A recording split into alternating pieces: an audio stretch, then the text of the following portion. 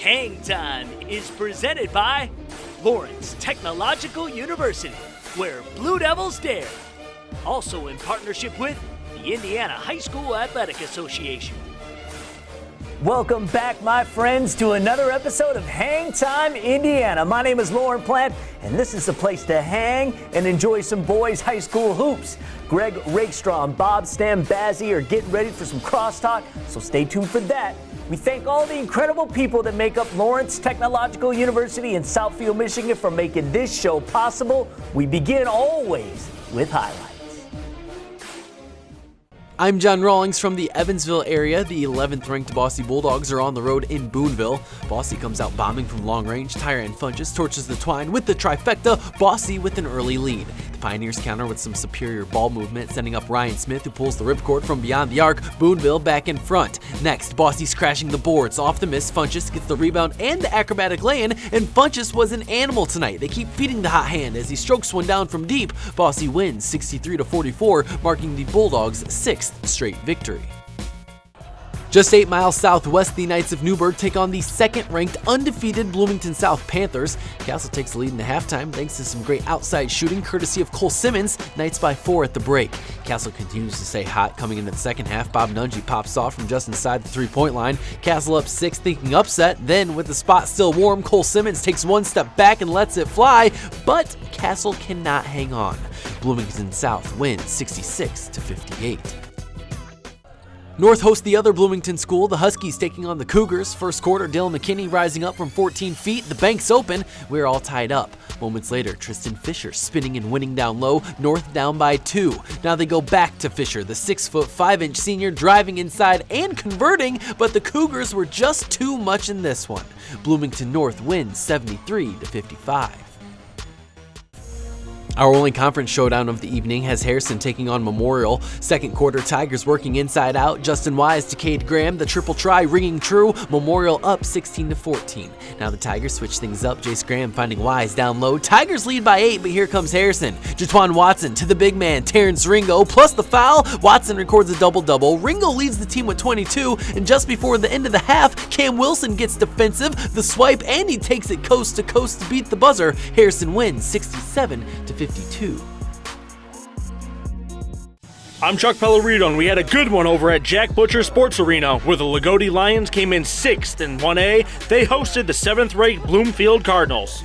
We start things off right out of the tip-off. Cardinals looking to get that fast start, and they'll get it. Cameron Ross with some room behind the arc, and he'll drop a 3-ball to kick things off. With 3 minutes to go in the first, the Lions would start to get things going. Landon Harder directing traffic. Peyton Bledsoe gets open, and he won't miss the long gun. Lions up 20-14 after 1, and the Lions would keep rolling in the second. Silas Bauer with a great effort to get it to the hot-handed Bledsoe, and he'll get his 3rd three-pointer to open up the second quarter. And check this out. Luke Nanti gets it inside to Harder, and he'll finish with a nice reverse lay-in as the Lions finished off a 13-point run and went into the half up 39-22. But Bloomfield will come alive again in the third. Turner Royal getting the inbound, and he'll go it alone, fighting through the contact. Then, later in the third, Cardinals still cutting into that lead, and Nathan Dean gonna run the baseline and get a sweet up and under, takes the contact, and 1. After 3, Cardinals will be within 6, trailing 40-46. But the final frame will belong to the Lions. Harder working hard in the post, and he'll get the bucket as the Cardinals make it a close one but can't pull away. Lagodi goes on to win 68-65 our final. Greg Rakestraw, and back with us this week off the 7-day injured list, it's Bob Stambazze. Baz, good to see you. It's good to be back, trust me. I know you're not 100%, but you're closer to it, so it's great to have you here. Let's talk about games from across the state of Indiana. And I want to start in southwestern Indiana. Bloomington South made a long road trip, went to go play at Castle, got the victory, and because of LN being knocked off by North Central, there's one undefeated team remaining in 4A. They're the number 1 team this week, J.R. Holmes, Bloomington South Panthers. Yeah, they moved to the top spot, rightfully so. That's theirs. It's going to be interesting. It's not going to be easy this week to retain that spot either. Yeah, they have a huge game coming up against Silver Creek. 4A number 1 plays at 3A number 1.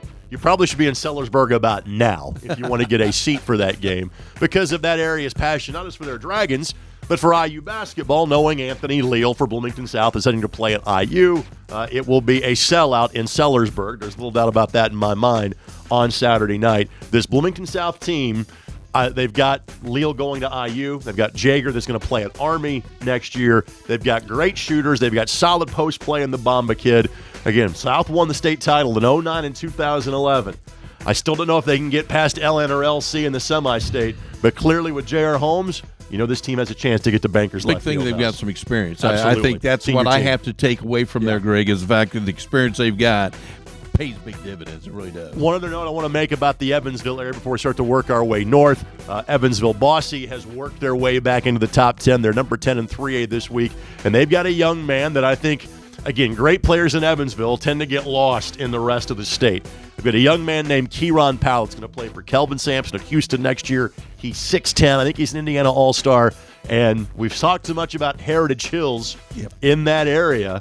Well, they're in the same section as Bosse. Now, Heritage Hills beat them in December, but it seems like Bosse is figuring some things out. And when you look at that, that's December, and we got 2 months to go from the standpoint from December forward to get to the boys sectional, so it'll be ready. Southwestern Indiana, in terms of 1A basketball, is always a hotbed. This year, I think it's doubly so. Obviously, Bar Eve made the state finals last year. They've got one loss. That coming to arch rival Lagodi in front of about like 1 million people, it seemed, in Lagodi's gym a few weeks ago. Well, Bloomfield and Lagodi got together last week, and those two teams now wouldn't see each other again until the semi-state, the way the different brackets go. But they're just two of the really good teams in Southwestern Indiana in 1A this year. One of the big things that we overlook sometimes, and you just made a great comment, played in front of a big crowd. Well, come tournament time, there's going to be a big crowd. Now you're a little more familiar with it. It's not going to be that exciting. It's going to be exciting, but you're going to be able to keep your nerves under control. And for the folks at Lagodi, it has been a real struggle by their very lofty standards for the last decade, and they've even won a state title during that year. But their period of struggle has kind of happened as Bar Reeve has taken off and hit new heights. Well, Lagodi has got it going now in the right direction. So between Bloomfield, again, and lift them out, they're in a different regional. They kind of go east and north in the state tournament, while Lagodi, Bar Reeve, North Davies, those guys all stay in the kind of the southern quadrant. Again, just you're going to be hearing about these teams for a while come the month of March. Yeah, you look at it, and I just wonder, when the state gives each sectional site 2 basketballs, is that enough? and probably give them like 800 or 900 tickets. That's probably not enough for those guys either. That's a quick look at some highlighted games across Central Indiana. One more game we'll talk about in our next segment. Then we'll preview a massive weekend coming up in Indiana high school basketball.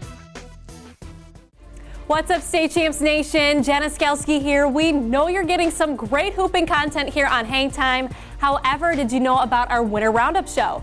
Every Friday at 5:30 p.m., we dedicate an entire 20 minutes to all the other sports happening this winter, like girls basketball, wrestling, swimming, and gymnastics. Be sure to check it out on all of our socials, along with our brand new State Champs app.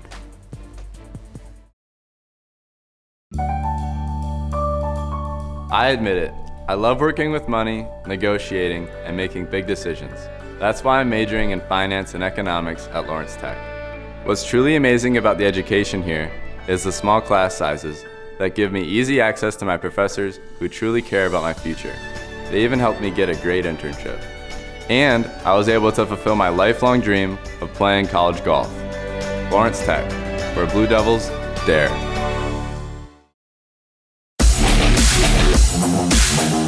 Welcome back to Hang Time. Let's get back to the highlights. I'm Glenn Marini from the Fort Wayne area. Big game at historic Don Riker Gymnasium, Carroll and Southside. First quarter, it's Jalen Jackson with the pilfer, the pair, and the penalty. We're talking about an and one as Jackson tied for the team high for Carroll with 12 points. Then it's Ray Vollmer. Kid's going to play safety for Indiana State football next year. The Chargers open the game on a 16-zip run. Archers trying to respond. Sophomore Jalen Lattimore using the strength. That gets Southside on the board, but not a great start for the Archers. Second quarter, Cody Berkey coming off the bench. 3 of his 12. Carroll out to a 22-7 lead. Later, more Berkey. All 4 of his threes came in the second quarter as the Chargers built the 37-14 lead at the half. third quarter. The lefty senior for Southside, Cameron Mitchell, he'll take all 3 of those. And then in the fourth, more from South, Ashton Johnson with 2 of his game-high 21. Trey Jones would add 11 for Southside, but Carroll simply too much with their balanced attack. It's Jackson, the sophomore, with an and one as Carroll wins on the road 60-46. Here's Carroll's Jalen Jackson and Sam Stricker. We beat them in the holiday tournament, and we knew they were going to have a chip on their shoulder, and we knew they were going to come out ready to play, and we handled our business, especially after the loss to Lures. We had a bounce back and a great week of practice and came out today and showed up. Practice benefited us really well. In the first quarter, we played really good as a team. We kept moving the ball, and it was just like a good way to play basketball. It felt fun. It was just great. I just thought it was a great win for us after Lures. They came into our house, beat us. They showed up well. We became complacent, and we got that hunger back like we had at the start of the season, and it came out and showed it. I do not think that we played a full 32 minutes yet, and our best basketball is still to come. Volleyball Olympian Loy Ball looking on as Churubusco was at Angola, both in contention for an NECC title. First quarter, that's Hunter Perlich for 3. He had 12 on the game. Angola inside with Max Hamilton for 2, but Busco has a lot of firepower around the perimeter. Gage Machine Gun Kelly with 3 of his 12. Then you're going to see Jackson Paul dish to Landon Jordan, and Jordan slams it home. Paul had 13, Jordan 11, as Churubusco wins at Angola 51-43. Out in Woodburn, the Woodland Warriors coming off an Allen County Athletic Conference tournament title, and they show you why. Third quarter, Trevor Wiedenhoft with the deuce right there, 36-18 Woodland. On the break, more Woodland. It's Mitch Mendenhall. That lay-in gives the Warriors a 22-point lead. Fourth quarter, the Patriots start to chip into it. Dalton Wasson, good from deep. But the big play of the game coming from the big guy from Woodland, it's Joe Reedy, the 6'5" sophomore. Reedy, greedy at the rim as Woodland wins over Allen County rival Heritage 52-34. I'm Kevin Trozinski, and we'll wrap things up at Pike, where the Red Devils, ranked 12th in 4A, hosted the Zionsville Eagles. Zionsville coming in at 11-6, and they'll get us started here. Logan Ims driving, can't get the up and under to fall, but the 6'11" senior Gunnar Venata right there for the putback. We had a close one at the half, Zionsville only trailing 1, but the Red Devils would turn it on in the second half. Davion Bailey with the tough bucket, and he would lead the way with 20 points. And how about the sophomore Ryan Conwell at the end of the third? Eagles playing good D, but Conwell able to rise above and tickle the twine as the quarter expires. Red Devils were up 37-33. And good defense turns into good offense for Zionsville in the fourth. Ben Widener gonna get the steal and take it to the rack for the finish. And Widener doing work in the final stanza.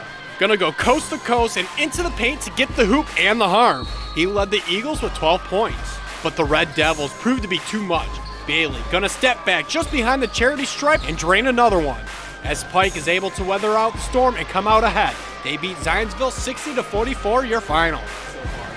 Well, we've lost to some pretty good teams with our 4 losses, all MIC teams, so it's kind of a standard. In those games, you got to play really well. We didn't shoot very well. Lost the last game Friday. Bailey, number 12, didn't play in that game. We had to give him some rest off for the ankle. So overall, I think we're good. We are a young team, and we've gotten better through the year. Lauren Plant back here, and I'm calling out all League of Legends players. That's right, esports, to get your school signed up for this year's 4th annual league and tournament. Did you know that there has already been nearly $1 million given out in scholarship money by Lawrence Tech to not just the winning team of the tourney, but the runners-up too? Get 5 guys from your school. Regular season starts in February, playoffs in April, championship finale in May at Lawrence Tech in Southfield, Michigan. Sign up right now at statechampsesports.net. Oh yeah, the league is free. We're accepting teams from Indiana and Michigan. It's epic. Be a part of it. For all information, including sign up, go to statechampsesports.net and do it right now. Registration will end very soon. Hey, if you have the dream of playing college sports, Lawrence Technological University just might be the place for you to live that dream. LTU is located in the Metro Detroit area of Southeast Michigan, and the renaissance going here is quite incredible. Downtown Detroit has so much to do in terms of restaurants, clubs, sports. It's awesome. And Lawrence Tech offers over 25 sports that compete in the NAIA. Student athletes are earning athletic and academic scholarships every day. Recruit yourself at LTUathletics.com. Again, Rake and Baz back with you here on State Champs Indiana Hangtime. Thank you so much for being with us.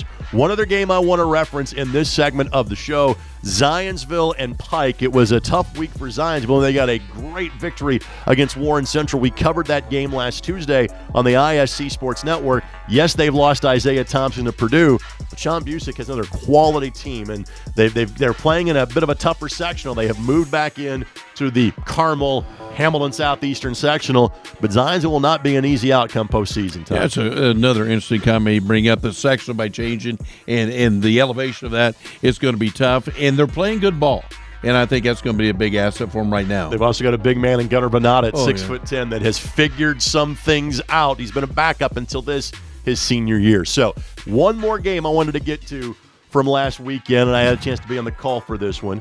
At the time, it was 4A number 6 Lafayette Jeff, 1A number 5 Central Catholic. It was a 63-53 win for Lafayette Jeff, but the only double-digit lead of the game came in the final minute. This is a game where, to me, if you're both coaches, you walk away feeling good about your team as to how things played out. And this is a game, if you're Lafayette Central Catholic going against a big and very talented Lafayette Jeff team, that you're saying we're back on the map where we need to be, where we have been. Their push now is to go forward to the state final. This is a Central Catholic team that lost twice. In fact, all three of their losses have come in the same building, in the Crawley Center. And again, it comes with a bit of an asterisk because they had a somewhat surprising run, which is surprising to say about Central Catholic football. People thought maybe they weren't going to be a state champ this year, and they ended up being that, which means it cost them a couple of players during the annual Franciscan Health Hoops Classic. So they lost to McCutcheon, and they lost to a Covington team that is in their sectional, who's been ranked all of the season as well, and that'll be a great game to watch out for coming up in early March. Well, CC has already now went back and beaten McCutcheon the second time they played, and if they get back to the Crawley Center, that's a good sign. It means they have made the semi-state, which I know Dave Barrett and his sons Carson and Clark certainly think is possible, and they're dreaming about getting back to Bankers Life Fieldhouse. Yeah, it's a talented team, a lot of experience on the bench, and that's the key to that one. But when you have your two sons playing for you like that, who are exceptionally good themselves, oh boy. Carson, a 4-year starter, averages over 20 points a game. However, averages a double-double, over 11 rebounds and 6 assists a game. He is top 15 in the state in terms of assists per game and rebounds per game. From the Lafayette Jeff perspective, they have been the freewheeling, high-flying, cross the half-court line, let-it-fly type of team. They're fun to watch. They're fun to call. But CC made them play a more half-court game, which is typically what we see in the postseason. That's why I think that win was so valuable for Mark Barnheister's team. Yeah, to be able to slow it down and play control, play a different style of basketball. You do 100% correct there. All right, so that happened on Saturday night, and again, both teams still ranked in the top 10. Jeff, in fact, moved up to number 4 in 4A because a lot of the top teams in 4A took an L at some point in time over the course of the weekend. The only team that hasn't done that yet is Bloomington South. We talked about their win against Castle. We would not be doing our jobs right if we did not start with our preview segment and go, hey, 4A number 1 is playing at 3A number 1 on Saturday night. Silver Creek does have one loss. That was to 4A number 3 Lawrence Central in the Hall of Fame Classic back on December the 28th. This was a great game at Bloomington South last year, and both teams returned virtually everybody from that game. What are your thoughts about Saturday night in Sellersburg? Silver Creek. I got to look at that. You talking about, they're still young. We forget about this, not seniors. Right. They're underclassmen, but I have to take Silver Creek being there. I just feel it. I think Silver Creek is the best team in 3A. Doesn't mean they're unbeatable because, again, the southern half of 3A and their regional in particular is ridiculously good this year. But I'll say this off the air, and I'll say it in front of a camera now. I think Silver Creek might be the best team in the state next year. not in 3A, the best team in the state next year because they return their top 7 players, including 2 Division I level forward/post players in Cooper Jacoby and, of course, Trey Kaufman. And that's why I'm going with them a pick here in this game. Just from the standpoint, I just think this team is hitting on all cylinders. They know how to and are comfortable playing in front of a very large crowd, and that's what they're going to get. Well, Bloomington South, you can consider them a Southern Indiana team or a Central Indiana team, not sure, but it's kind of a cross-regional matchup. The same thing happens in 4A. Cathedral makes the trip north to Culver Academy. Again, they picked up some losses when Trey Galloway was hurt. Now he's back. Cathedral just lost in a classic, a double overtime game in the city championship to Crispus Attucks on Monday. Here's your reward. Go play another great team in 4A. You know, I was just talking to some coaches the other day up north, the fact about Culver Military. And this is a team that is scary good again. Yeah. Scary good. Remember, Galloway's going to IU, Nick Kittle is going to Indiana State, and Deontay Craig is going to play football at Iowa. So 3 Division I athletes in their starting 5. Carroll and Snyder as the unofficial mayor of Fort Wayne, if not at least the surveyor of Allen County. I cede the floor to you. What should we expect from this game on Friday night? A slobber knock. You look at Snyder, on the last 2 weeks, they have 2 victories at the buzzer. And you look for this game, coach is going to come out from Carroll and put a lot of pressure on Snyder and then back off because of Snyder's quickness. It's going to be very interesting. I'm going to take Carroll in this one because they can play different types of basketball. A couple other quick things I want to mention from a schedule standpoint. Great weekend for Heritage Hills. They play 2 ranked teams in 2A, Evansville Mater Dei, and a cross-county battle. Heritage Hills and Spencer are both ranked in their respective polls. Matt Britton, his first year at South Spencer, he coached Bloomfield and won a championship game 4 years ago. Went to college with Matt. Best of luck to both those teams in that contest coming up this weekend. For the Baz, this is Greg Rakestraw. Now, Lauren, back to you. Thanks, Greg and Bob, and thank you for watching. Be sure to download the new State Champs app. It's available for both Apple and Android devices. Follow State Champs Indiana on Instagram, Twitter, Facebook, and subscribe to our YouTube channel. We'll see you next week. State Champs Hangtime is presented by Lawrence Technological University, where Blue Devils dare. Also in partnership with the Indiana High School Athletic Association.